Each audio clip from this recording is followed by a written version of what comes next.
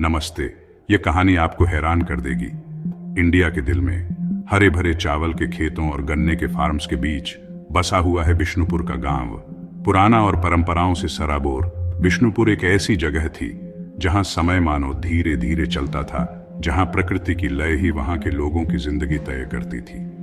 लेकिन इस शांत सी दिखने वाली जगह पर एक अजीब सी बेचैनी हवा में घुली हुई थी, एक डरावना रहस्य जो हवा में फुसफुसाता रहता था। गांव के आखिर में हमेशा अंधेरे में डूबा हुआ था बंगला नंबर 13।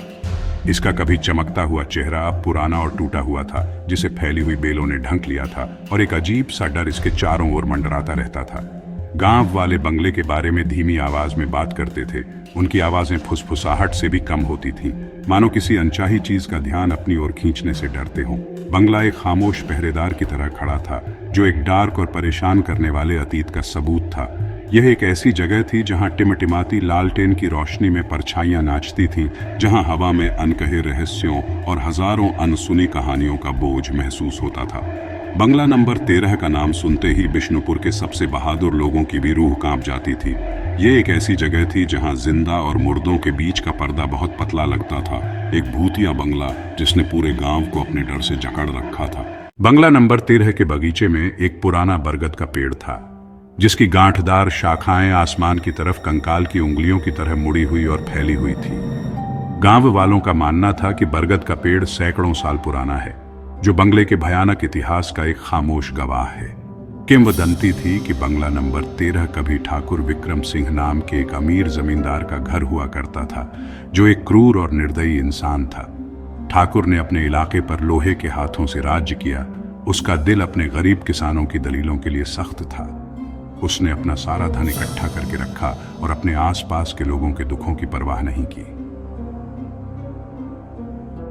एक भयानक रात, जब बाहर जोरदार तूफान आ रहा था, ठाकुर विक्रम सिंह का अपने प्यारे बंगले की दीवारों के भीतर एक भयानक अंत हुआ।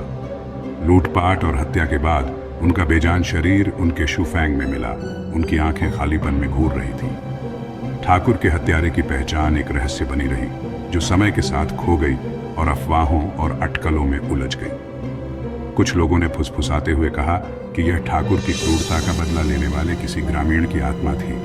दूसरों का मानना था कि ठाकुर का लालच आखिरकार उस पर भारी पड़ गया, जिससे उसकी अकाल मृत्यु हो गई। सच्चाई जो भी हो, एक बात तो तय थी, ठाकुर विक्रम सिंह की आत्मा को शांति नहीं मिली। उसकी दुष्ट आत्मा हमेशा के लिए उसकी मृत्यु के स्थान से बंधी हुई बंगले और उसके ऊपर मंडराते प्राचीन बरगद के पेड़ को भूतिया बना दिया। बंगला नंबर 13 के अंदर एक भयानक सन्नाटा छाया हुआ था। सिर्फ छत पर लगातार हो रही बारिश की आवाज और कभी कभार पुरानी इमारत के चटकने और कराहने की आवाज ही सुनाई देती थी।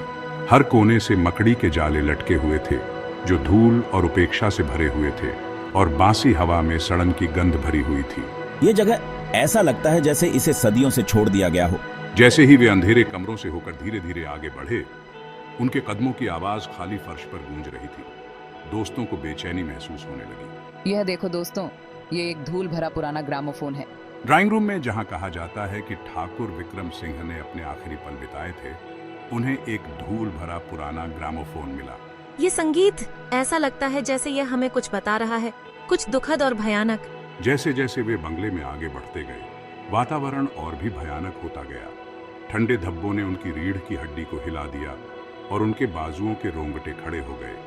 दीवारों से फुसफुसाहट सुनाई दे रही थी, बमुश्किल सुनाई देने वाली गुनगुनाहट, जिससे उनकी रीढ़ की हड्डी में ठंडक दौड़ गई। वे शब्दों को समझ नहीं पा रहे थे, लेकिन स्वर अचूक था। दुख, क्रोध और एक ठंडे गुस्से का मिश्रण, जिससे उनका खून ठंडा हो गया। क्या तुमने ये सुना? ये ऐसा लग रहा था जैसे कोई फुसफुसा रहा हो। हाँ, लेकिन मैं समझ नहीं पा रही हूँ कि वे क्या कह रहे हैं। ये बहुत डरावना है। दोस्तों ने घबराहट भरी नजरों से एक दूसरे को देखा। हर पल उनका डर बढ़ता गया। उनकी खोज उन्हें ठाकुर के पुराने अध्ययन कक्ष तक ले गई, जो एक ऐसा कमरा था जो समय के साथ जम गया था। अलमारियों पर किताबें सजी हुई थीं। उनके चमड़े के कवर फटे और फीके पड़ गए थे, और कमरे के बीच में एक भारी लकड़ी की डेस्क रखी हुई थी, जिसे एक टिमटिमाते मोमबत्ती से रोशन किया गया था। देखो वहां पर डेस्क पर। रवि अचानक चिल्लाया। उसकी आवाज डर से कांप रही थी। उसने डेस्क पर पड़ी एक धूल भरी बही की ओर इशारा किया।